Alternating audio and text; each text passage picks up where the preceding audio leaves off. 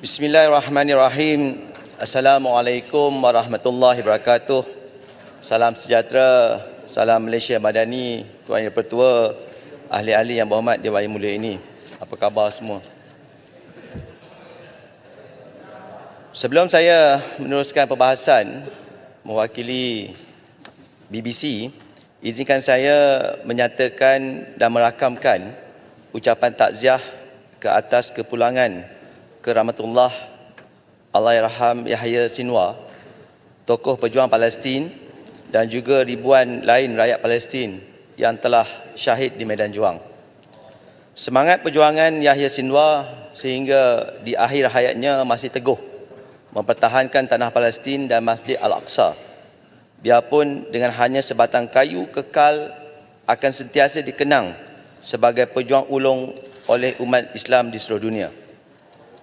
Kelab penyokong kerajaan Madani mengutuk sekeras-kerasnya tindakan rejim Zionis Israel yang amat zalim dan tidak berperi kemanusiaan serta menggesa komuniti antarabangsa segera memastikan keamanan dan keadilan kembali tertegak.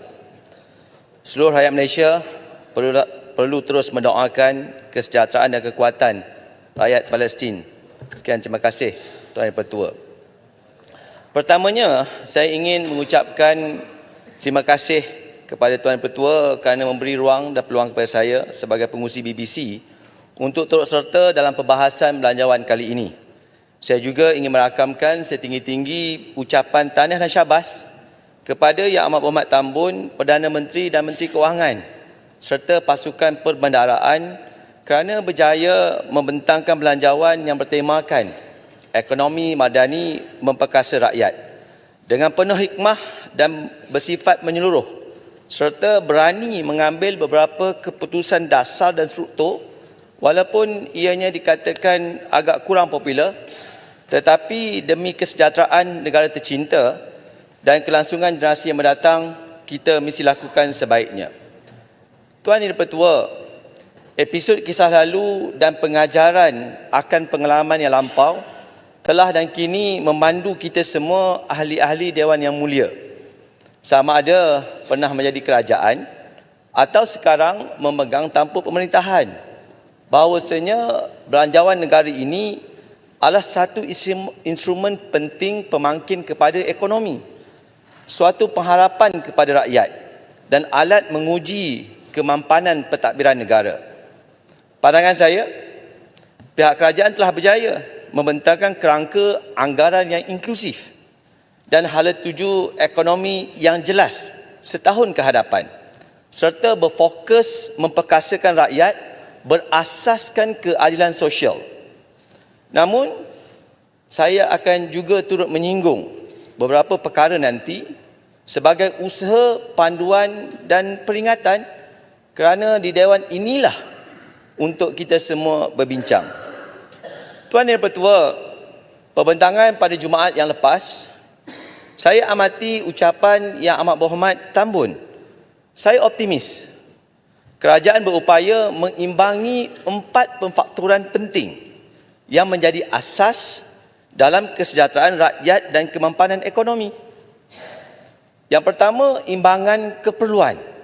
Keperluan rakyat, keperluan peniaga, anak muda, OKU, penjawat awam dan golongan veteran. Yang kedua, imbangan dari segi kehendak. Kehendak kerajaan untuk menjadi negara maju. Perjanjian blok perdagangan. Rakyat mahukan pendapatan tinggi. Kehendak agensi penarafan antarabangsa. Kehendak Sabah dan Sarawak. Ketiga, imbangan kemampuan. Kemampuan kutipan hasil. Kadar keberhuntangan negara. Infrastruktur sedia ada, kemampuan bakat tempatan, kemampuan kawalan sepadan. Dan yang keempat, imbangan berkaitan keadaan.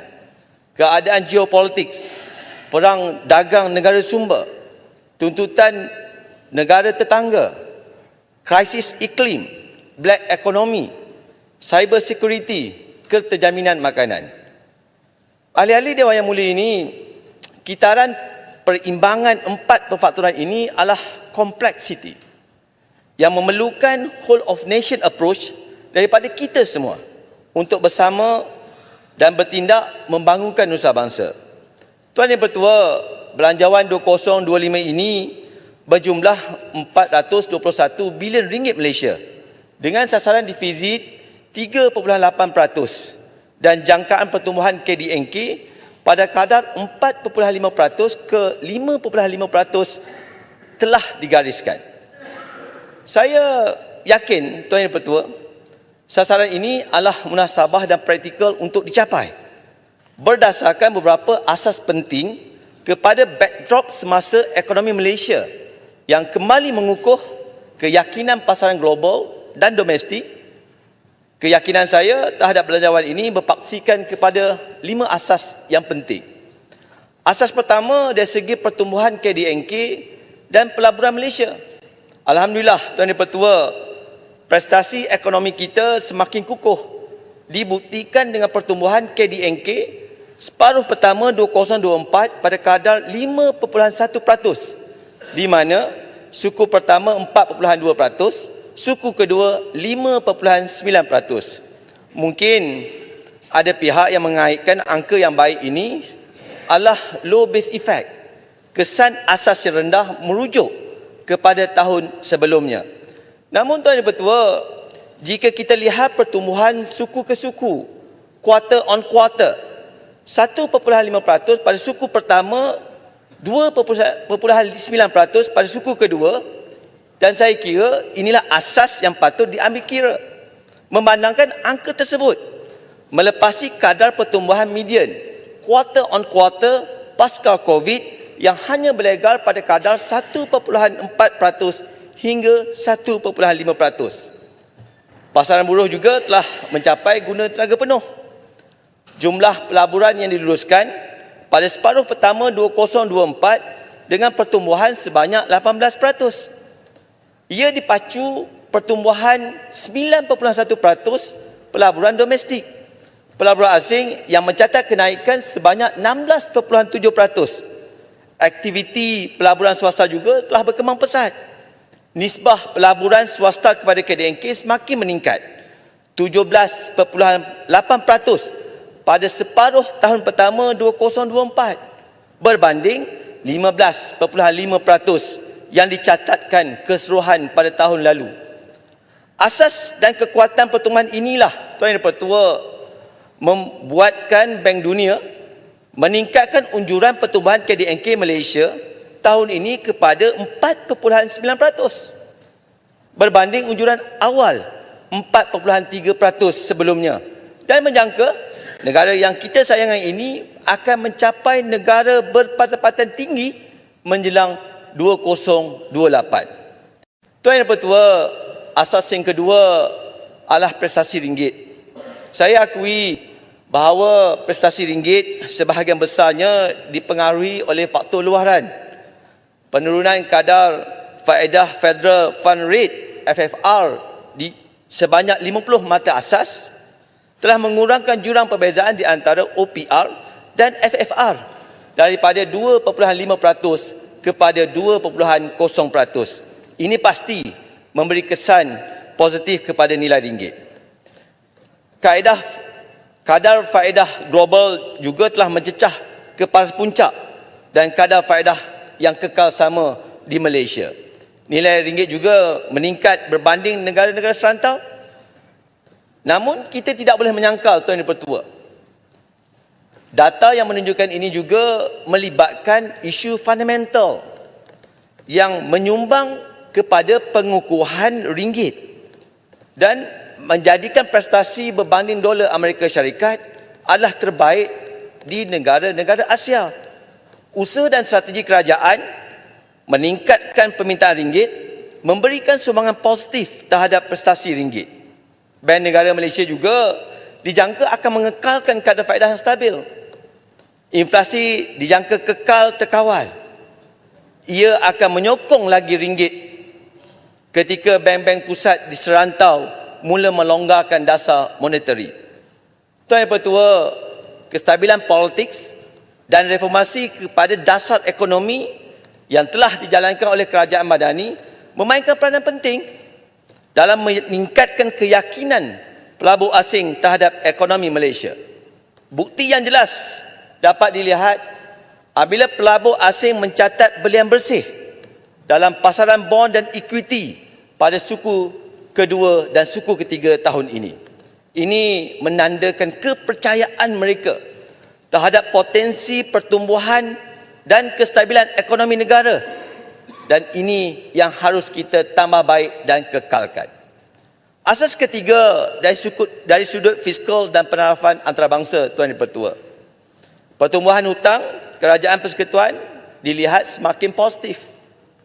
Pertumbuhan hutang telah perlahan kepada 7.2% berbanding pada puncaknya pada tahun 2021 suku kedua iaitu 12.2%. Terbitan hutang baru menunjukkan penurunan yang amat ketara daripada 100 bilion 2022 kepada 90 bilion 2023 dan tahun ini 85 bilion dan kita menjangkakan pada tahun hadapan hanya 80 bilion disasarkan untuk kita membuat hutang baru. Sudah pasti, Tuan Yang Pertua, prestasi ekonomi yang kukuh ini, pembaharuan dasar yang positif dan komitmen terhadap tanggungan fiskal dan pengurusan kewangan yang berdisiplin telah memacu angka-angka dan indikator yang telah saya nyatakan sebentar tadi. Itu sebabnya Tuan Yang Pertua, Credit Rating Agency telah membuat ulasan yang memihak kepada kita. Kita tidak mengharapkan orang lain untuk melihat negara kita kerana pelabur dalam dan luar negara bergantung sepenuhnya kepada badan-badan yang bersifat neutral untuk melihat prestasi ekonomi bagi sesebuah negara. Itu sebabnya CRA, Credit Rating Agency, telah memberi ulasan yang akan memberi kesan kepada peningkatan dan tinjauan penarafan. Dan ini semua, Tuan Yang Pertua, adalah hasil daripada kerangka ekonomi madani yang telah dilaksanakan dan beberapa dasar kerajaan yang menguntungkan kita walaupun perit, Tuan Yang Pertua, tetapi kita mesti lakukan demi kelangsungan generasi yang mendatang. Pak Yahya Besar. Sila. Terima kasih Pak Yahya Besar. Saya tertarik dengan ulasan Pak Yahya Besar bahawa kerajaan telah melakukan sesuatu yang waras, iaitu menurunkan hutang negara secara berperingkat-peringkat untuk mengurangkan hutang yang baru.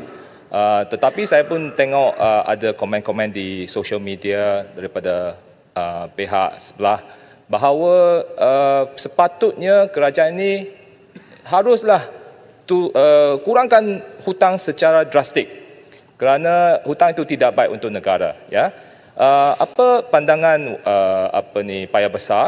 Adakah kalau kita turunkan hutang secara drastik, adakah ia akan menjejaskan pembangunan rolling plan yang telah dirancang untuk kebaikan negara, pembangunan negara? Kerana kita tahu bahawa hutang itu adalah untuk development expenditure, iaitu untuk pembangunan saja, bukan untuk operating cost. Jadi mohon sedikit pandangan daripada Pak Yahya Besar. Terima kasih. Terima kasih Yang Berhormat Bayan Baru. Tuan Yang Pertua, persoalan yang dibangkitkan amat tepat sekali kerana pada pandangan saya, dan ini kita kena minta Kementerian Kewangan menjawablah. Tapi pada pandangan saya, berdasarkan apa yang saya ketahui, apabila kita mengurangkan hutang negara secara drastik, bermakna kita tidak membuat secara gradual, secara dengan kadar yang perlahan, ia akan memberi kesan kepada dua perspektif. Suatu kejutan terhadap proses pembangunan negara yang sedang dipacu tingkat ini. Yang kedua, ia juga akan memberi kesan kepada rantaian kitaran ekonomi dalaman negara. Sekiranya kedua perkara ini kita tidak dapat atasi semata-mata untuk memenuhi kehendak hutang itu perlu dikurangkan secara drastik, saya fikir kerajaan tidak akan melakukan tindakan sedemikian kerana bukan sahaja kita melihat negara kita, tetapi pelabur-pelabur yang akan menyokong ekonomi negara kita juga akan melihat bagaimana konsolidasi fiskal yang kita lakukan. Kita sudah ada FRA. Kita di Dewan Mulia ini telah meluluskan satu akta konsolidasi fiskal dan kita ikutlah seperti mana perancangan yang sedia ada. Terima kasih Yang Berhormat Bayan Baru. Tuan Yang Pertua, apabila saya bercakap tentang penerafan, ia memberi cerminan penting kepada negara. Kenapa? Dengan kita lakukan konsolidasi fiskal ini, ia akan memberi suatu nafas yang baru kepada pihak agensi antarabangsa melihat negara kita. Kerana penerafan yang sedia ada, kita berada pada A3 dari segi Moody's, A- Standard & Poor, dan BBB+ dari segi Fitch and Rating. Tetapi kalaulah kita melihat penilaian dan rata-ratanya ulasan daripada penerafan antarabangsa ini adalah positif dan tinjauan penerafan kekal pada paras yang stabil. Dan saya juga Tuan Yang Pertua ingin melihat bagaimana komen yang dibuat oleh JP Morgan yang telah meningkatkan kita daripada underweight kepada neutral. Dan ini semua Tuan Yang Pertua bukanlah permainan data yang ditunjukkan oleh kerajaan. Kenapa? Kerana agensi antarabangsa adalah badan yang neutral. Mereka mesti berasaskan kepada data yang dikeluarkan dan ini adalah bersifat neutral dan ini sebenarnya adalah laporan yang sahih. Bukan sahaja yang dibuat oleh kerajaan memaparkan data-data yang baik, tetapi pihak antarabangsa juga memberi komen dan ulasan yang baik kepada negara kita. Ogos 2024, kita ambil lah, mungkin kata agensi antarabangsa ini dia menggunakan metodologi yang berbeza. Kita ambil Malaysia Institute of Economic Research menyatakan dan menjangkakan Malaysia mampu meningkatkan penarafan. Fitch daripada A- daripada BB+ kepada A-. Standard & Poor S&P daripada A- kepada A. Tuan Yang Pertua, itu sebabnya asas yang ketiga berkaitan penarafan ini penting kerana bukan sahaja kita mengeluarkan data dan petunjuk ekonomi semata-mata untuk memberi feel good factor, tetapi yang pentingnya adalah antarabangsa dan research house dalam Malaysia telah menyatakan bahawasanya ulasan mereka apa yang kita lakukan dasar-dasar di bawah ekonomi madani ini berada di track yang betul. Profesor Dr. Elwan, boleh? Boleh? Terima kasih, sahabat Profesor. Terima kasih, Ketua. Saya mengikuti ucapan Profesor dengan hebat.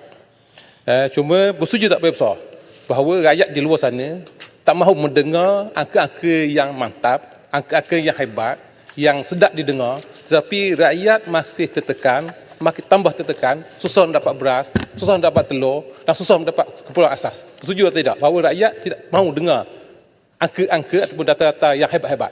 Terima kasih, Ketua. Tuan Yang Pertua, terima kasih sahabat saya Yang Berhormat Ulu Terengganu. Saya setuju pandangan Yang Berhormat. Cumanya Yang Berhormat, apabila kita berbicara, kita mesti melihat dalam konteks yang besar. Kita setuju mengatakan rakyat tidak mahu melihat indikator-indikator yang positif yang dinyatakan oleh kerajaan, tetapi ia tak sama seperti mana yang realiti. Itu dari segi naratif saya setuju. Tetapi kita kena lihat, adakah kerajaan yang ada pada hari ini tidak melakukan sesuatu? Apakah kerangka ekonomi madani? Kita menaikkan lantai dan kita menaikkan shilling. Kita membuat dasar-dasar ekonomi, reformasi ekonomi. Kerana apa? Kerana isunya Yang Berhormat Ulu Terengganu, kita nampak ekonomi kita sangat cantik, inflasi berkurangan, pendapatan tinggi, tetapi isu perkara pokok yang kita kena address adalah isu wealth distribution. Pengagihan kekayaan itu hanya tertumpu kepada peringkat atasan. Ia tidak ditunjukkan kepada peringkat bawahan. Saya ambil contoh Yang Berhormat Ulu Terengganu. Mereka yang bekerja sebagai di peringkat bawahan, beza gaji dengan peringkat atasan 20 kali ganda. Junior eksekutif dengan kumpulan pentadbiran tertinggi 10 kali ganda.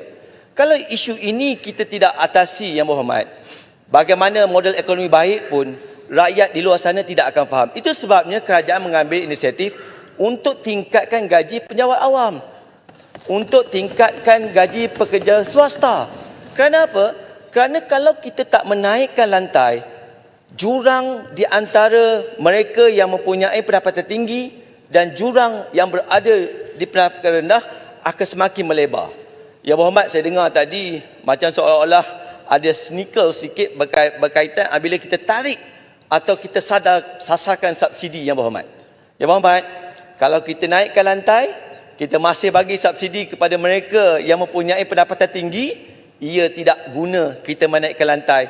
Ini akan melebarkan lagi. Itu sebabnya kita ambil kepada mereka yang layak dicukaikan dan kita letakkan platform supaya mereka berdapatan rendah, terutamanya B40 dan M40 lower bracket akan mendapat kemudahan kenapa kita meningkatkan lantai mereka supaya mereka duduk sama rendah, berdiri sama tinggi dalam negara kita. Tuan Yang Pertua, izinkan saya meneruskan asas yang keempat. Kutipan hasil cukai, Tuan Yang Pertua. Kita tahu kerajaan telah umumkan kita berada di tahap 12.6% dan sekurang-kurangnya Bank Dunia mengesyorkan kita berada pada kadar 15%. IMF menyatakan kita kena lakukan pendekatan cukai ini mengikut negara. Tak boleh kita nak bandingkan dengan jiran tetangga atau negara tetangga, dan kita lakukan untuk negara kita kerana lain negara, lain demografi, lain negara, lain bentuk ekonomi, dan bagaimana ekonomi drive dalam sektor-sektor tertentu akan mengubah landscape pendapatan atau kesejahteraan ekonomi negara. Yang pentingnya, Tuan Yang Pertua, konsep percukaian mesti berasaskan kepada 3 konsep yang utama: efisiensi, equality dan revenue, kecekapan, keadilan dan hasil. Itu sebabnya apabila kerajaan melakukan reformasi cukai, pengagihan cukai itu mesti yang adil. Pengenaan cukai itu mesti kepada mereka yang tepat. Kerana prinsip mencukai, Tuan Yang Pertua, adalah mengenakan kepada mereka yang layak dikenakan. Bagi mereka yang tak layak, mereka juga akan mendapat bantuan daripada kerajaan seperti mana perhuraian saya kepada Yang Berhormat Hulu Terengganu sebentar tadi.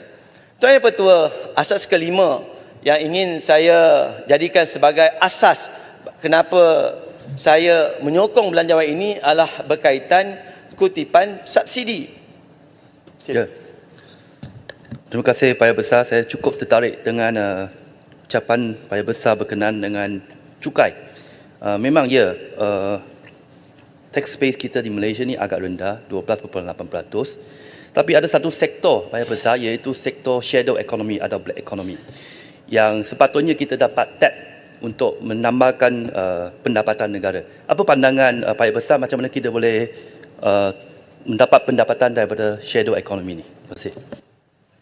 Tuan Yang Pertua, itulah perimbangan yang amat penting sekali dalam awal mukadimah saya sebentar tadi. Kerana keadaan kita hari ini adalah negara kita ini ada jumlah yang hampir 50 bilion dalam shadow economy. Dan apabila kerajaan melaksanakan e-invoicing, ada juga kedengaran mereka yang tak berpuas hati berkaitan e-invoicing. E-invoicing bukan untuk menambah revenue secara direct. Kita ingin menambahkan kecekapan kutipan hasil supaya mereka yang layak dicukai mesti dicukaikan. Bagi mereka yang tak layak dicukaikan, mereka mesti mendapat bantuan sosial daripada kerajaan. Itu sebabnya saya beritahu Tuan Yang Pertua, apa sahaja asas yang kita buat dalam memastikan kita dapat mengecilkan black economy ini, kita kena beri sokongan yang padu, terutamanya kepada pelaksanaan e-invoicing. Ada orang kata e-invoicing ini berapa kutipan revenue, tetapi asas kepada e-invoicing bukanlah untuk meningkatkan revenue, tetapi ingin meningkatkan kecekapan kutipan hasil. Tuan Yang Pertua, terima kasih Yang Berhormat Tebrau. Tuan Yang Pertua, penyasaran subsidi ini adalah penting kerana prinsip subsidi adalah memulangkan hasil kepada mereka yang layak. Kita belanjakan subsidi secara pukal puluhan bilion ringgit. Pendekatan sedemikian tidak lagi munasabah, Tuan Yang Pertua. Sedangkan negara terhimpit dengan ruang fiskal yang agak terhad. 40% subsidi petrol bernilai 8 bilion ringgit dinikmati oleh 15% golongan teratas. 85% tidak terkesan dan kerajaan akan terus menanggung subsidi yang dianggarkan 12 bilion ringgit, Tuan Yang Pertua. Bayangkan Tuan Yang Pertua, 8 bilion ringgit satu jumlah yang cukup besar, dan ini sebenarnya memberi gambaran bahawasanya asas kepada penyelesaian subsidi ini kita berasaskan kepada keadilan sosial, di mana ini adalah perkara untuk kita mendukung usaha konsolidasi fiskal, dan ini tidak boleh lagi kita tangguh bagi kita memastikan kemampanan keuangan negara. Dan saya harap sangat Tuan Yang Pertua, kerajaan mesti berusaha meminimumkan ketirisan dalam pengagihan subsidi yang dibuat nanti. Exclusion error or inclusion error. Tambah baik mekanisme bantuan tunai sedia ada berbanding mengkaji dan membina sistem yang baru yang akhirnya tidak mencapai objektif asal penjimatan dana kerajaan. Tuan Yang Pertua, keempat pertimbangan saya telah nyatakan.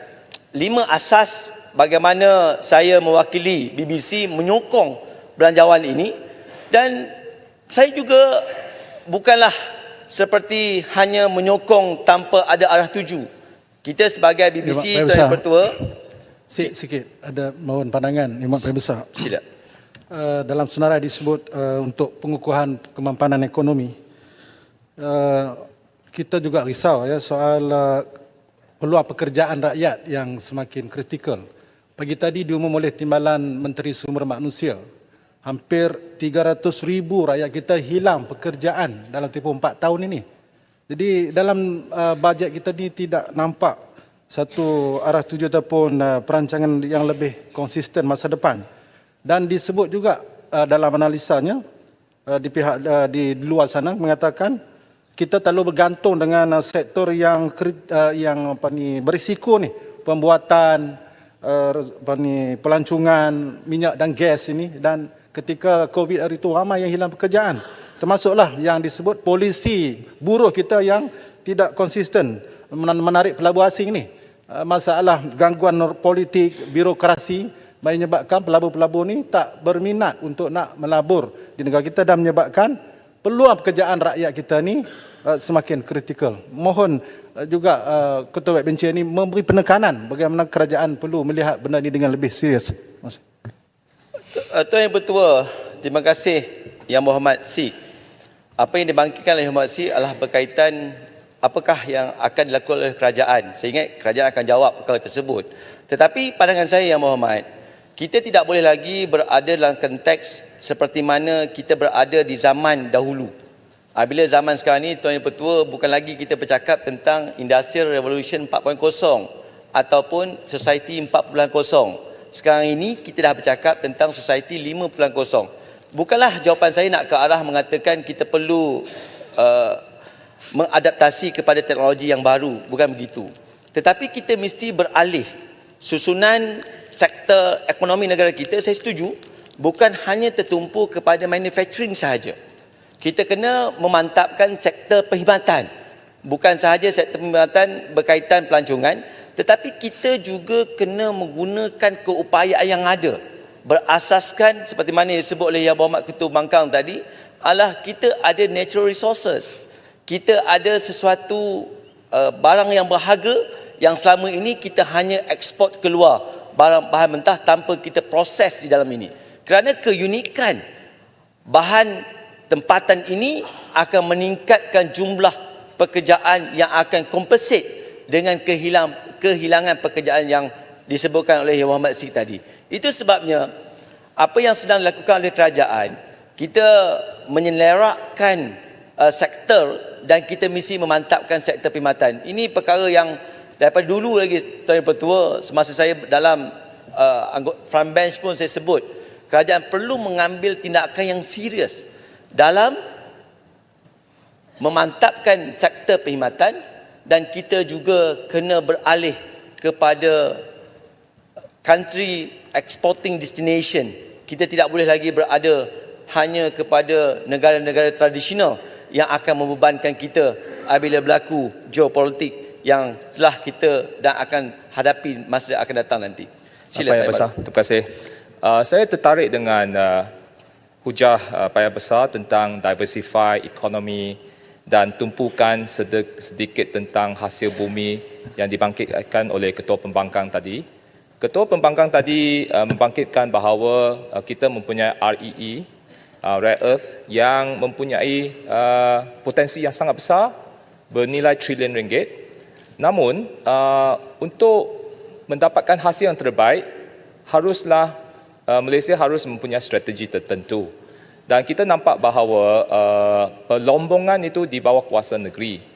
Tetapi selalunya kita berpecah-pecah kerana kalau kita hanya tumpukan kepada certain negeri, contohlah negeri Kelantan buat sendiri, Kedah buat sendiri atau di tempat lain buat sendiri, dia tak ada economic of scale. Dan kejayaan Malaysia melalui dulu iaitu melalui Petronas, di mana kita boleh membina satu company yang begitu hebat sekali di dunia sehingga kita masuk kepada Fortune 500. Ini adalah strategi yang baik. Bolehkah kerajaan pandangan payah besar, bolehkah kita consolidate negeri-negeri yang mempunyai rare earth ini untuk satu vehikel seperti Petronas supaya kita ada economic of scale. Lepas kita lombong, kita boleh proses, boleh downstream, boleh menggunakan teknologi, develop teknologi sendiri supaya kita boleh memanfaat yang terbaik untuk negara kita. Mohon pandangan payah besar. Terima kasih. Saya, Tuan Yang Bertua, apa yang disebut oleh Yang Berhormat Abang Yang Baru adalah satu perkara yang tepat, Tuan Yang Bertua. Bila kita bercakap tentang rare earth ini atau natural resources in our country, kita juga bercakap tentang economy skills. Kenapa PMKS tidak berjaya, Tuan Yang Bertua? Kerana mereka tidak melakukan penggabungan. Mereka tidak lakukan konsortium. Kerana demand atau permintaan dia berasaskan bukan sahaja value tetapi juga berasas kepada volume. Itu sebabnya saya setuju Yang Baru kalau kita dapat consolidate ke semua negeri-negeri, cuma kerajaan juga kena bersifat adil. Janganlah kita mengambil hasil negeri tersebut tetapi kita tidak pulangkan ke pengagihan kekayaan kepada negeri-negeri tersebut. Sekiranya ada perimbangan atau formula yang tepat, saya kira perkara ini dapat kita consolidate seperti mana kejayaan Petronas yang telah puluhan tahun kita lakukan selama pada hari ini. Tuan Yang Bertua, ekonomi negara kita, terima kasih Abang Yang Baru. Ekonomi negara kita, Tuan Yang Bertua, ya, Y is equal to C plus G plus I X tolak M. Ini perkara yang sangat-sangat klise. Tetapi kita kena lihat, ekonomi negara kita pada hari ini bergantung sepenuhnya, sebanyak hampir 74% ekonomi kita didorong oleh C dan G, penggunaan dan government. Hanya 26% yang disumbang oleh pelaburan, ekspor dan import. Perkara ini menampakkan kebengkakan sektor yang menyumbang kepada KDNK berpunca daripada consumptions dan government spending. Ini tak boleh berlaku, Tuan Yang Bertua. Itu sebabnya saya minta sangat, Tuan Yang Bertua, supaya kerajaan mesti membina kekuatan yang sedia ada, menjadi pelopor utama, dan kita mesti mengembangkan kekuatan ekonomi halal dan kewangan Islam, Tuan Yang Bertua. Kita dah ada track record yang baik, kita pun dikenali di serata dunia, tetapi kita mesti memperkasakan kekuatan ini, kerana inilah menyebabkan kita berada di hadapan. Selalu kita nak berkatakan kita ini adalah we are the leader among the neighboring country dengan izin, tetapi kita sebenarnya we are legal. Kita hanya pengikut kepada corak yang sedia ada. Tuan Yang Bertua, ramai orang bercakap pasal artificial intelligence, Tuan Yang Bertua. Sekarang ni di luar negara sudah tak bercakap tentang artificial intelligence. Mereka bercakap tentang XAI, explainable artificial intelligence. Orang dah tak bercakap pasal 5G. Negara kita barulah nak melakukan langkah-langkah untuk pemantapan 5G. Di luar sana sedang meneroka dan membuat framework kepada 6G. Kenapa saya sebutkan ini, Tuan Yang Bertua? Kerana kita ada kekuatan. Kita ada kekuatan yang perlu diberikan perhatian. Kita lihat peningkatan, kita lihat jumlah perdagangan 8 bulan pertama 2024 peningkatan 10.9%. Kita bangga dengan jumlah perdagangan negara kita yang bercecah 1.9 trilion ringgit Malaysia. Dan kita berbangga, kita ada lebihan dagangan lebih kurang 78 bilion ringgit. Angka alhamdulillah perdagangan yang bagus, import dan ekspor. Tetapi yang merunsingkan saya, Tuan Yang Pertua, pertumbuhan import melepasi pertumbuhan ekspor. Kerana apa? Kerana kita banyak import barang-barang yang menjadi keperluan kepada rakyat kita. Tetapi sekiranya kita dapat memperkasakan ekonomi halal dan kita dapat meneroka dan memantapkan kewangan Islam, kita dapat membantu supaya pertumbuhan ekspor bukan lagi meningkat kepada 6.0%, tetapi dia mesti memecut dan meninggalkan pertumbuhan ekspor. Barulah pekerjaan dapat diwujudkan dengan baik. Rakyat di bawah akan dapat keselesaan kerana banyak produk-produk yang dapat kita hasilkan. Itu sebabnya, Tuan Yang Pertua, saya bersama rakan-rakan daripada JKPK Kewangan, baru-baru ni kami diberi peluang untuk meneroka pasaran kewangan Islam di Hong Kong. Mereka amat menghormati Malaysia kerana Malaysia masih merupakan pasaran sukuk terbesar di dunia. Kira-kira 60% daripada pasaran modal hutang, debt capital market, dalam sukuk. Sukuk global kira-kira 900 bilion USD. Sukuk yang terbesar, Tuan Yang Pertua, 30% terasnya adalah negara GCC. Dan daripada 1 trilion pasaran hutang global ini, 37% datang daripada sukuk, Tuan Yang Pertua. Itu sebabnya apabila kita pergi ke Hong Kong, Tuan Yang Pertua, saya ingin berkongsi dengan ahli-ahli Dewan Yang Mulia ini. Hong Kong melihat Malaysia sebagai peneraju kewangan Islam dan mereka memerlukan fasilitis yang sama di negara mereka.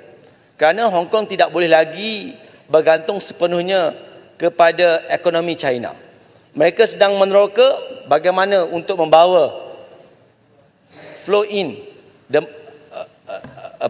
allocations atau kewangan daripada Middle East ataupun negara GCC. Mereka perlukan Malaysia kerana mereka ingin mewujudkan ekosistem Muslim friendly destination yang pastinya akan ada industri halal di sana dan yang pastinya ada kewangan halal di sana. Dan kalau kita lihat, Tan Sri Pertua, ini peluang yang besar. Tetapi pasaran halal global pada 2030 dijangka 5 trilion USD. Kita dalam dunia ni hanya dapat penuhi 20% sahaja permintaan. Malaysia dapat ekspor produk 53.7 bilion ringgit Malaysia. Bagus untuk Malaysia. Tetapi kalau kita lihat secara terperincinya, Tuan Yang Pertua, kita hanya tertumpu kepada F&B, food and beverage atau food processors. Kita tidak pergi kepada industri-industri bernilai tinggi. Pharmaceutical hanya 1% saja. Kimia industri 2%. Produk derivatif kelapa sawit 3%. Domestik 7%. Yang sepatutnya kita meneroka dan memantapkan industri halal kita kepada high growth, high value. Itu sebabnya, Tuan Yang Pertua, perkembangan ekonomi halal akan membuka peluang pekerjaan profesional dan memerlukan pensijilan khusus. Inilah agenda yang dibawa oleh kerajaan, iaitu high growth, high value. Namun, ingin saya tekankan, isu yang membelenggu pemain industri domestik tentang graduan berkelulusan pengurusan halal yang dianggap agak terbatas hanya menguruskan pensijilan halal sahaja. Saya percaya sijil pengurusan halal ini sewajarnya menjadi nilai tambah kepada mahasiswa.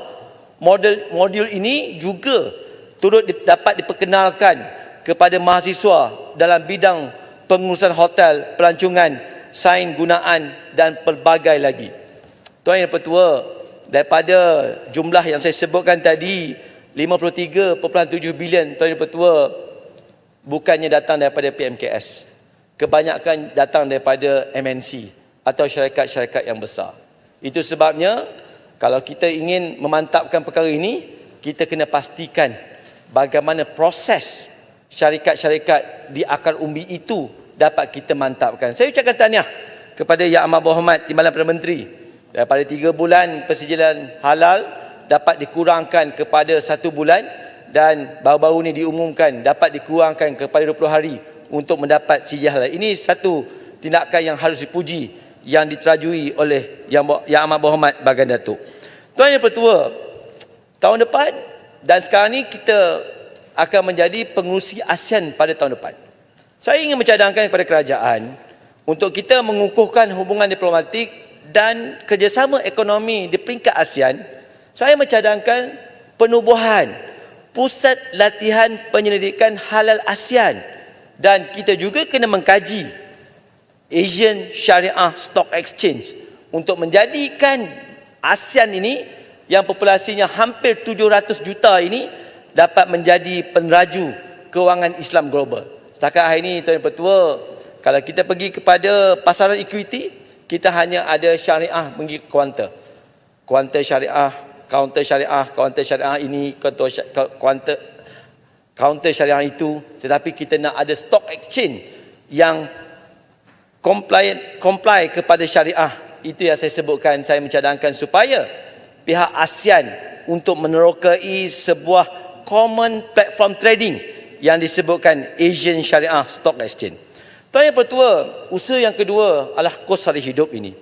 Saya akui seperti mana Yang Berhormat Hulu Terengganu sebutkan tadi, kita dapat merasai, dan ahli-ahli wakil rakyat di Dewan Mulia ini amat merasai, kerana kita berhadapan dengan rakyat yang menghadapi tekanan kos sara hidup yang meningkat. Cumanya kita kena pergi kepada perkara asas, Tuan Yang Pertua. Kenapa kos sara hidup ini meningkat? 2 perkara.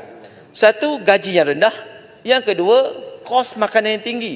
Bab gaji, saya dah nyatakan tadi pandangan saya menjawab soalan daripada ahli Yang Berhormat. Cumanya kos makanan tinggi ini adalah akibat daripada import. Dan kita juga kena akui, bila kita lakukan sesuatu tanpa memikirkan pada masa-masa yang mendatang, ia akan memberi kesan. Sebagai contoh, Tuan Yang Pertua, kalaulah 30 tahun dahulu kita berbincangkan pasal food security, kita tidak akan hadapi jumlah import makanan pertanian mencecah kepada 71.6 bilion ringgit Malaysia. Ya, kita akui perubahan iklim, bencana alam memberi kesan kepada pengeluaran domestik, tetapi sekiranya kita dapat lakukan sesuatu pada masa-masa yang terdahulu, ia akan memberi kesan kepada kita. Sekurang-kurangnya jumlah import makanan daripada luar negara tidaklah setinggi apa yang kita hadapi pada hari ini. Boleh tanya sikit, mohon? Boleh. Ya, Berhormat Paya Besar, terima kasih. Fenomena kita ekspor makanan ini bukan berlaku saja di negara kita, bahkan berlaku di negara jiran termasuk Indonesia. Saya masih sedar, yaitu di Indonesia pada satu ketika harga cili padi mencecah kepada $40 1 kilo. Jadi ikuran daripada peristiwa-peristiwa itu, maka presidennya pada satu ketika mengarahkan Menteri Pertanian untuk membuat transformasi pertanian, dan mereka telah mentransform seluruh daripada atas sampai bawah di pertanian. Dan hari ini Indonesia, dia telah berjaya mengeluarkan hasil pertanian untuk kegunaan negara dia tanpa perlu mengimport sebanyak 9 jenis. Di Malaysia sudah ada berapa jenis? Agak-agak kita ada substitusi. Terima kasih Yang Berhormat Kinabatangan. Saya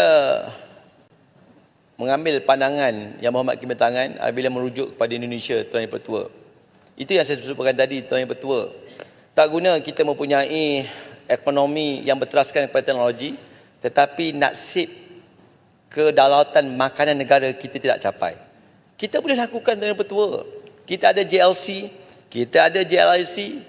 Kalau kita mengharapkan sepenuhnya kepada petani-petani yang kecil, Tuan Yang Pertua, orang kampung saya, Dia jual cili minggu lepas RM10 di peringkat harga ladang. Masuk sahaja cili daripada luar dah jadi RM5 Tuan Yang Bertua. Itu sebabnya kalau kita ada seperti mana yang saya jawab pada Yang Berhormat Bayan Baru sebentar tadi, masalah kita adalah economy of scale Tuan Yang Bertua, Yang Berhormat Kedabatangan. Kalau kita mengharapkan sepenuhnya kepada petani-petani di bawah, ia tidak akan dapat volume. Kerana contoh di Kuantan, di kawasan saya, di daerah saya, kebanyakan petani yang menghantar ke Kuala Lumpur.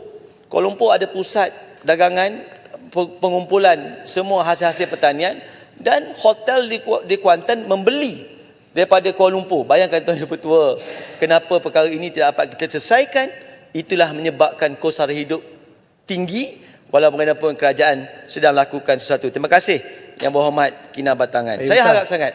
Garis sikit Pak Besar. Sila. Okay. Terima kasih Pak Besar, terima kasih Yang Diba.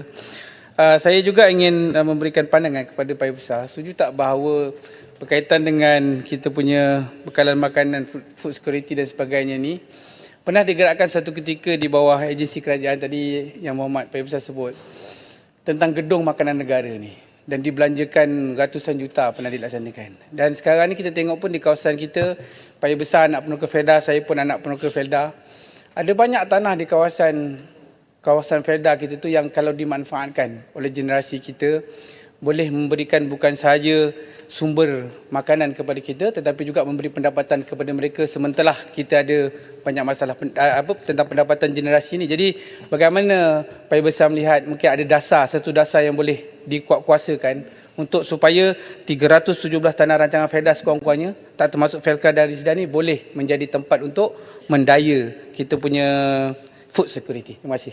Itu yang saya sebutkan tadi, Tuan Yang Bertua, Yang Berhormat Tenggara, terima kasih atas persoalan.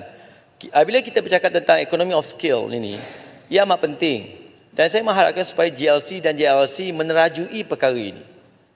Betul kita ada tanah yang besar, tetapi business model yang dikemukakan itu memihak kepada kapitalisme, bukan memihak kepada pemilik tanah tersebut. Jangan ada imbangan seolah-olahnya win-lose situations. Kita mesti memberi kejelasan kenapa anak-anak mereka, petani-petani bukan lagi anak-anak petani seperti mana 40 tahun yang lepas. Anak mereka juga berpengetahuan dan berpelajaran, dapat menilai bagaimana bisnes model dicadangkan oleh syarikat-syarikat tertentu. Itu sebabnya peranan ini mesti diambil oleh JLC ataupun JLC untuk menerajui supaya kesan keuntungan dan kesan kepada kedaulatan makanan ini dapat kita selesaikan sebaik mungkin. Tuan Yang Bertua, usaha yang ketiga adalah berkaitan tentang latihan pendidikan dan emerging of technology. Laporan Bank Dunia terkait dengan peningkatan pengangguran berkaitan kemahiran SRU meningkat 27% pada tahun 2010 kepada 37% pada tahun 2022. Saya akui kerajaan ada ambil tindakan. Okey, saya tak ada masalah perkara itu. Cumanya saya ingin menekankan bahawa kita tidak boleh melupakan aspek yang penting, iaitu peningkatan kemahiran pensyarah. Kita ingin tingkatkan keupayaan mahasiswa, tapi kita terlupa bahawa pensyarah itulah yang akan mendidik anak bangsa kita. Pensyarah itulah bukan sekadar menyampaikan maklumat atau ilmu, tetapi juga bertindak sebagai ejen perubahan, membentuk generasi masa depan. Mereka ini perlu disediakan dengan kemahiran terkini. Peruntukan yang lebih besar mesti diberikan kepada latihan dan peningkatan pensyarah. Pensyarah yang tidak diberi peluang untuk menguasai teknologi baru akan ketinggalan. Dan ini akan memberi kesan negatif kepada pelajar yang mereka didik. Seperti mana yang saya sebutkan tadi, Tuan Yang Bertua, Society 5.0 bukan tahun ini dibincangkan di negara Jepun, Tuan Yang Bertua. Telah dibincangkan pada tahun 2016. Bayangkan Tuan Yang Bertua, selepas 8 tahun barulah kita berkial-kial nak berbicara tentang Society 5.0. Belum lagi kita bercakap tentang kegemukan maklumat, information obesity, atau lebih mudahnya infobesity. Perkataan-perkataan jargon ini dah dibincangkan lama di luar negara, Tuan Yang Bertua. Itu sebabnya pensyarah ini mempunyai peranan yang penting untuk mereka meneroka ilmu yang baru dan mereka bawa balik ke bilik-bilik kuliah, ajar anak-anak kita, Tuan Yang Bertua. Itu sebab kita mesti melabur dalam bakat pensyarah kita. Dalam revolusi digital, pensyarah harus menjadi peneraju dalam memahami dan mengaplikasikan teknologi-teknologi baru ini. Tuan Yang Pertua, saya harap satu kerangka kolaborasi antara universiti dan industri mesti disediakan dan diperkasakan. Kita mencontohi BRAIN Korea 21, BK21 di Korea Selatan telah berjaya mengukuhkan kedudukan universiti mereka dalam arena global. Dengan suntikan dana yang besar kepada pembangunan pensyarah, universiti di Korea Selatan kini adalah antara universiti yang terkemuka, terutamanya dalam bidang teknologi dan inovasi. Selain itu, kita boleh lihat program pendidikan dual di Jerman menggabungkan latihan akademik dengan latihan industri. Malaysia boleh lakukan model yang serupa, Tan Sri Pertua, dan kita harap kerajaan dapat memperuntukkan sebuah dana khas kepada Kementerian Pendidikan Tinggi untuk mewujudkan dana khas Future Ready Academia. Bukan sahaja Future Ready Graduate, tetapi kita kena ada Future Ready Academia. Tuan Yang Dipertua, usaha yang keempat, ESG dan biodiversity. Paya besar sikit tentang pensyarah tadi tu. Boleh? Saya setuju pandangan Paya besar supaya pensyarah kita ni diberi kemahiran dan latihanlah untuk supaya graduate universiti ini lebih mahir. Apa pandangan Paya besar apabila UKM baru ni mengenakan sekatan supaya pensyarah tidak membuat kenyataan bersifat umum, tak boleh menyuarakan pandangan terhadap dasar-dasar dan apa benda perkara isu yang berlaku. Adakah tindakan UKM ini menyebabkan pensyarah tadi dia agak tersekat? Sepatutnya dia kena memberi ruang hari akademik untuk melontarkan keilmuan mereka kepada masyarakat. Kemudian terserahlah kepada kerajaan nak nilai atau tidak. Apa pandangan Yang Berhormat Paya Besar? Terima kasih. Tuan Yang Pertua, terima kasih Yang Hormat Alustar membangkitkan perkara ini. Saya ada sikit perbezaan pandangan daripada Yang Berhormat. Kerana ekosistem di universiti berbeza dengan ekosistem Ahli Dewan Yang Mulia ini. Kerana di universiti itu ada pelbagai cita rasa, pelbagai pemikiran. Dan sudah pasti pensyarah ini mempunyai tanggungjawab sosial untuk membangunkan generasi yang akan datang. Sekiranya pensyarah tersebut telah menunjukkan pemikiran yang agak tidak bersifat umum terhadap apa yang dilakukan dalam kajiannya, sudah pasti ia akan memberi sikit sebanyak ketidaksenangan. Walaupun kita sudah ada pindaan Akta Universiti dan Kolej Universiti, pindaan daripada 1971 dahulu, tetapi kita biarkanlah ekosistem universiti ini, Tuan Yang Pertua, Ahli Yang Berhormat, biarlah dia bersifat apolitical. Kenapa? Kerana kita nak memastikan di universiti ini adalah pusat untuk penerokan ilmu baru, penerokaan sesuatu framework atau kerangka menjadikan masyarakat Malaysia yang lebih baik. Dan ini dapat diterapkan, saya kira kita akan ada kilang yang baik, bukan kilang yang hanya terdorong kepada satu naratif sahaja. Terima kasih Yang Berhormat Alustar. Paya besar laluan sikit, pasir putih. Saya ada lagi 6 usaha ni. Boleh. Ini semua kawan-kawan ni. Terima kasih Paya besar yang telah menyampaikan idea-idea yang saya kira Paya besar lebih baik untuk jadi Perdana Menteri daripada orang lain. Apa yang disebut oleh Paya besar tadi saya agak menarik berkenaan dengan economy of skill yang ada dalam negara kita, sama ada dia membabitkan pensyarah, membabitkan generasi muda untuk mencipta sesuatu dalam negara kita sehingga negara kita menjadi negara pengeluar dan kita boleh mengeksport apa yang kita reka, kita create daripada kemahiran kita berbanding dengan kita import. Kalau kita lihat sekarang ini, macam-macam perkara ini kita import. Hatta benda kecil je, mesin ke apa ke yang diguna oleh para petani, kita import. Seolah-olah mahasiswa-mahasiswi dalam negara kita sebelum daripada ini, seolah-olah mereka ini tidak memiliki kemampuan untuk mencipta sesuatu yang baru dalam negara kita.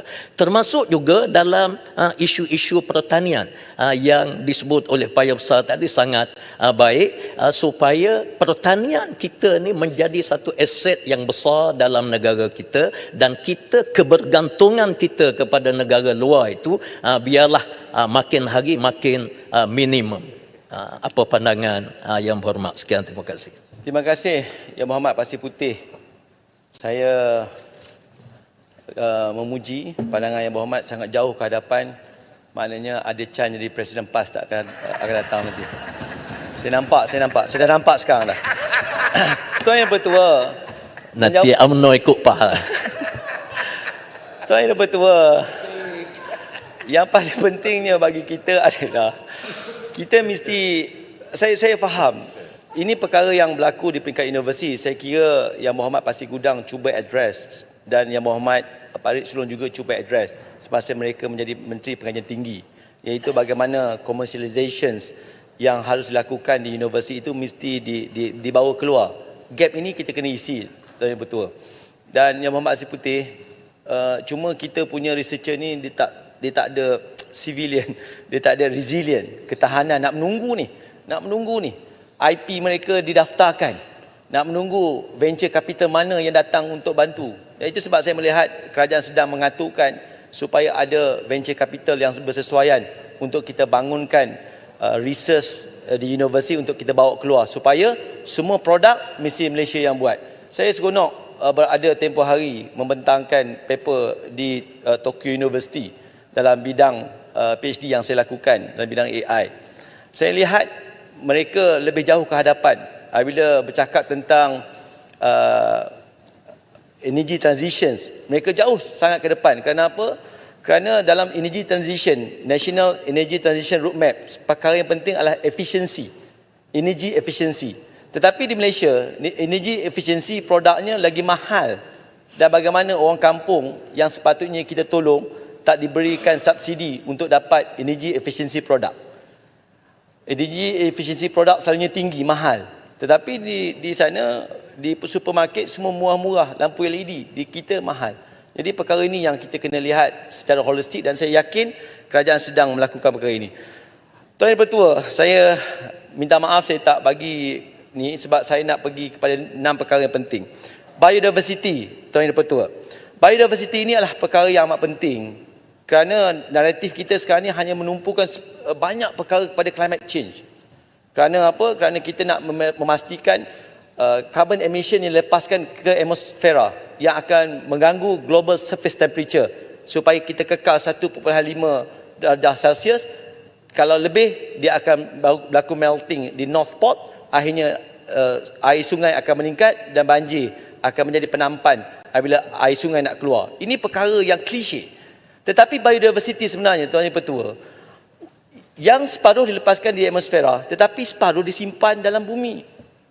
Tanah gambut, 3% tanah gambut di Malaysia ini, atau 3% tanah yang berada di dunia ini adalah tanah gambut yang menjadi aset yang penting untuk kita pertahankan. Dan itu sebabnya saya yakin dan percaya, Tuan Yang Bertua, kalau biodiversity ini dapat kita beri penekanan, dia akan berikan kesan sangat-sangat besar bagi kita mengatasi apa yang kita sebut pada hari ini krisis iklim. Tetapi kita lupa aset yang harga yang murah, kita tidak lakukan penyelesaian berdasarkan biodiversity. Kerana kalau kita lihat habitat lautan juga menyerap karbon dioksida CO2 yang murah berbanding kita membuat perancangan-perancangan yang besar. Saya harap kerajaan dapat memberi penekanan. EFT dah ada, Tuan Yang Bertua, tapi sikit sangat. Pengauditan di peringkat negeri kena lakukan berasaskan pada output. Usaha yang keenam, pasaran bond bagi pelabur runcit, Tuan Yang Bertua. Saya harap sangat, Tuan Yang Bertua, di Malaysia, retailers ini belum ada akses kepada bond kerajaan. Mereka hanya dapat melabur secara tidak langsung melalui unit trust dan EFT, ETF sahaja. Pandangan saya, supaya pasaran bond kerajaan dapat dibuka kepada pelabur runcit kerana ini akan meningkatkan penyertaan, meluaskan asas pembiayaan, meningkatkan kecairan pasaran dan akan memberi pilihan pelaburan yang selamat kepada rakyat kita. Penyertaan retailers di Bursa Malaysia melonjak 20.8% pada 2019 kepada 32.4% 2020 dengan bilion 14.3 bilion ringgit Malaysia. Dan sudah pasti ia melebihi pelabur institusi. Kita pernah buat kerajaan Sukuk Prihatin, kejayaan Sukuk Prihatin 666 juta ringgit dan menunjukkan ada minat pelabur runcit yang tinggi dan ini akan memberi potensi kepada bond kerajaan. Kalau kita lihat jiran Tuan Yang Pertua, Singapura dah buat, Indonesia dah buat, dan ini semua akan memberikan suatu ruang yang sangat penting. Usaha yang keenam Tuan Yang Pertua adalah kesetaraan bandar. Saya harap Urban Redevelopment Act ini kena dilihat sepenuhnya, walaupun konsen yang disebutkan oleh Yang Berhormat Menteri pagi tadi 80%, saya ingat kita kena tingkatkan kepada 90%. Kalau Hong Kong boleh buat 90%, kenapa kita berada pada tahap 80%? Walaupun kita nak berubah daripada 100% consent threshold tersebut Tuan Yang Pertua, tetapi kita kurangkan kepada 90%, kita tingkatkanlah kepada 90% kerana ia akan memberi keselesaan dan keharmonian pada masyarakat tersebut Tuan Yang Pertua. Kesesakan salah satu perkara yang kita kena ambil kira, akses kawasan hijau mesti ada, dan saya mengharapkan sangat supaya bukan sahaja urban redevelopment dibuat di kawasan bandar-bandar besar, tetapi perkara yang penting adalah kita selerakan, decentralize. Janganlah kita centralizekan kepada Selangor dan Kuala Lumpur saja Tuan Yang Pertua. Bandar-bandar yang sekitar, bandar-bandar yang kecil ini juga perlu kita usahakan. Tuan Yang Pertua, isu logistik. Ramai tadi ahli-ahli yang berhormat bangkitkan tentang ekonomi. Tetapi sebenarnya Tuan Yang Pertua, kita hadapi bottleneck. Kita paksa jangan jual komoditi kita. Kita proses komoditi kita. Kita pastikan ramai FDI datang tempat kita, buka kilang itu dan ini. Tetapi kita lupa bahawasanya kita punya pelabuhan, kita punya lapangan terbang tidak mencukupi untuk kita laksanakan jumlah yang besar. Saya ambil contoh Tuan Yang Pertua, sekiranya kita nak di Westport dan Northport, apa yang dilaporkan oleh World Bank, 88 average berthing delay, dia mengambil masa lebih kurang 9.3 jam nak tunggu kapal dock ni Tuan Yang Pertua di Westport. 9.3 jam terpaksa tunggu di luar perairan nak masuk. Di Northport 1.9 jam. Kalau kita dapat increase seperti mana kerajaan umumkan tempoh hari nak besarkan Westport, sepatutnya kita buat daripada dulu lagi Tuan Yang Pertua. Jangan esok kita ada produk tak boleh nak keluarkan kerana kita tidak ada port yang besar. Kalau kita lihat Boeing 747 dan Airbus memerlukan 9,000 hingga 12,000 kaki atau 2.7 km hingga 3.6 km runway untuk kita bawa airplane kargo yang besar. Kita bercakap tentang NSS Tuan Yang Pertua, National Semiconductor Strategy. Tapi tahukah kita, sedarkah kita, hampir 85% produk daripada semiconductor diekspor menggunakan airport. Maknanya kita perlukan ada airplane yang besar, kategori yang besar untuk kita ekspor. Itu sebabnya kita perlu bagi penekanan kepada airport-airport ini supaya ada runway yang panjang. Jangan nanti Tuan Yang Pertua kita buat produk, akhirnya cost doing business akan meningkat di logistik yang akhirnya kita tak dapat harga yang kompetitif. Profesor sekali lagi, ringkas. Boleh? Sikit je. Saya dah injury time ni. Sikit je. Saya setuju dengan apa yang Profesor kata tadi, betul. Memang berpandang jauh, layak jadi Menteri Ekonomi pun. Cuma bersetuju tak Surat Bapak Besar bahawa apa yang dilakukan oleh Menteri Besar Kedah untuk bina KSP, untuk pemasaran dan juga proses pengimportan itu disokong sepenuhnya oleh kerajaan. Bersetuju atau tidak? Terima kasih, betul. Bagus Yang Hormat Luhut Terengganu ni. Masalah UMNO pun bagus, pergi ke Bersatu pun bagus. Layak jadi setiausaha Bersatu ni. Saya pun harian juga, saya minta Yang Hormat bagus lantik Yang Hormat Luhut Terengganu sebagai setiausaha Bersatu. Saya melihat perkara yang paling pentingnya adalah betul Tuan Yang Pertua untuk mewujudkan satu airport yang baru, KXP. Dan saya semasa di Kementerian Kewangan tempoh hari pun ada juga meneliti perkara ini. Cumanya kita tidak ada masa Tuan Yang Pertua. Kita tidak ada masa. Kerana kita perlu speed up the process. Kita lebarkanlah Penang Airport dahulu. Kita mantapkan Penang Airport, sekiranya ada lebihan yang besar dan sudah pasti dia akan mengalir. Dia tak akan pergi mana? Dekat sangat tu. Saya tahu sangat kawasan sana. Kerana kita ada Kuala High Top Park semua kat situ. Tetapi kita pastikan kita dapat dulu. Kenapa? Jangan esok kita buat seperti mana pelbagai taman-taman perindustrian yang kita ada, infrastruktur dah ada, tetapi pelabur tak ada. Ini perkara yang amat-amat penting. Usaha ke-8 Tan Sri Betul, izinkan saya sikit masa Tan Sri Betul. Ini isu kawalan sepadan. Ini saya kena sebut. Kalau tidak, ahli-ahli jawatan kuasa saya marah dengan saya. Kerana kami pergi ke Lahad Datu, Tuan Yang Dipertua, untuk melihat Eskom. Dan Alhamdulillah, Tuan Yang Dipertua, selepas 11 tahun Eskom diwujudkan, Eskom dapat declare kawasan Lahad Datu itu kawasan yang selamat. Masalahnya Tuan Yang Dipertua adalah travel advisory note daripada beberapa negara tetangga yang tidak mendapat maklumat yang tepat terhadap apa yang sedang berlaku di kawasan Lahad Datu, Sepurna dan Tawau. Saya mengharapkan sangat supaya kerajaan kena mengambil langkah yang penting ini. Kerana apa? Kerana kita bukan sahaja beri peruntukan untuk kawalan sepadan, kita mesti membuat strategi communication yang baik supaya mereka tahu mereka datang ke Malaysia bukan sahaja dapat menikmati keindahan flora dan fauna, tetapi mereka juga dapat keselamatan yang baik di negara kita. Tan Sri Pertua, ada 2 poin terakhir. Satu pasal payah besar Tan Sri Pertua. Tan Sri Pertua pun datang daripada negeri saya yang sama. Kita ada ECRL di Pantai Timur dan di tempat saya ada Pahang Teknologi Park dan ada Gambang Halal Park.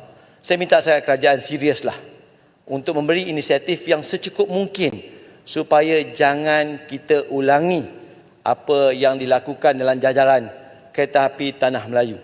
KTMB, saya bersama Yang Berhormat bukan Pegawai Cepa pergi melihat train tu Dabung. Saya melihat bagaimana di setiap stesen di Pantai Timur bermula daripada Gemas sampailah ke Pegawai Cepa sampai ke Rantau Panjang. Saya lihat di setiap stesen itu tidak ada pembangunan limpahan daripada stesen tersebut. Dan saya harap sangat ECRL jangan mengulangi perkara yang sama. Jajaran ekonomi mesti bermula daripada stesen tersebut. Kerana apa? Kerana pelaburan yang kita lakukan dalam ECRL ini akan memberi kesan kepada negara pada masa yang akan datang. Sekiranya kita tidak menguruskan limpahan ekonomi daripada ECRL, sudah pasti ia akan memberi kesan yang besar kepada generasi yang mendatang. Tan Sri Yang Pertua, izinkan saya poin yang terakhir. Sebagai pengurusi backbencher, saya juga ingin menyinggung satu perkara. Ya betul, kita ada ekonomi madani, kita ada NETR, kita ada NIMP, kita ada framework beberapa lagi, cumanya kita tidak ada wawasan 30 tahun ke hadapan, Tan Sri Yang Pertua. Saya mengharapkan sangat supaya semua rancangan Malaysia yang kita ada pada hari ini diselaraskan dengan wawasan jangka masa panjang. Tadi disebutkan wawasan kemakmuran bersama. Saya tidak ada masalah perkara itu. Yang pentingnya adalah wawasan 2020 mesti ada continuity. Kita bercakap tentang tahun ini merupakan belanjawan inilah belanjawan terakhir untuk memasuki rancangan Malaysia ke-13. Tetapi ke mana arah kita, Tuan Yang Pertua? Kita perlukan ada wawasan 30 tahun ke hadapan. Kita ada wawasan 20 tahun. Kita ada perancangan 10 tahun, 5 tahun dan kemudian kita ada perancangan tahunan iaitu belanjawan tahunan. Tetapi pada hari ini saya dah bertanya, apakah perancangan kerajaan untuk 30 tahun akan datang? Saya akui the dynamic of economy of today tak boleh nak dibandingkan dengan dahulu. Tetapi sekurang-kurangnya Tan Sri Yang Pertua, saya boleh beritahu kepada anak saya 30 tahun akan datang Malaysia adalah bentuk macam mana. Malaysia bentuk macam mana. Dulu kita wawasan 2020, saya semasa di sekolah rendah dimomokkan, diberikan pengharapan bahawasanya wawasan 2020 begini caranya. Ada kereta api atas udara, ada penambahan dari segi pusat-pusat teknologi. Dan Alhamdulillah, walaupun tidak capai sepenuhnya, tetapi kita berada di pertengahan. Itu sebabnya Tuan Yang Pertua, saya minta sangat supaya kita betul-betul serius untuk melihat perancangan 30 tahun ke hadapan.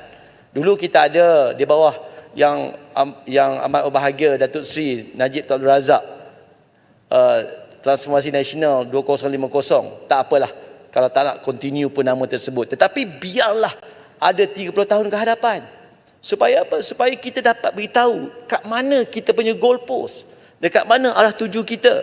Saya pergi dengan rakan-rakan. Selepas di Lahad Datu, kami naik bot pergi Nunukan. Kemudian kami naik bot pergi ke Tarakan dan kami pergi kepada ibu kota Nusantara melihat perkembangan bagaimana perancangan Indonesia Emas 2045. Saya secara peribadi, Tuan Yang Dipertua bimbang dengan kedudukan kita. Sekiranya kita tidak ada perancangan 30 tahun ke hadapan, kita nak selaraskan rancangan Malaysia ke-13 ni berasaskan apa? Sekiranya tidak ada, beritahu kami.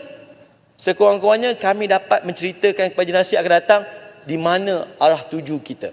Saya akui, kadang-kadang perancangan yang panjang ini juga merencatkan adaptability atau flexibility tidak akan ada. Ia akan menyusahkan kita untuk membuat tindakan-tindakan kerana kebanyakan mereka akan mengikut plan kerja yang sedia ada. Tetapi kita lakukan itu. Kitalah yang menguruskan perkara ini. Dan saya yakin perkara ini dapat kita laksanakan. Tuan Yang Dipertua, saya kira itu sahaja ucapan saya. Saya telah nyatakan 4 pemfakturan yang penting yang perlu diimbangi. Kerajaan telah penuhi. Dan 5 asas menyokong ke-4 pemfakturan tersebut. Dan saya nyatakan 10 usaha-usaha yang mungkin kerajaan boleh pertimbangkan daripada mana pandangan saya sebagai anak muda yang berada di Dewan yang mulia ini. Saya yakin kalau kita dapat melaksanakan whole of nation approach, kita boleh menggerakkan ekonomi dan kita boleh perkasakan rakyat. Tetapi Tuan Yang Dipertua, kestabilan itulah kunci kepada belanjawan 2025. Terima kasih Tuan Yang Dipertua, saya mohon menyokong.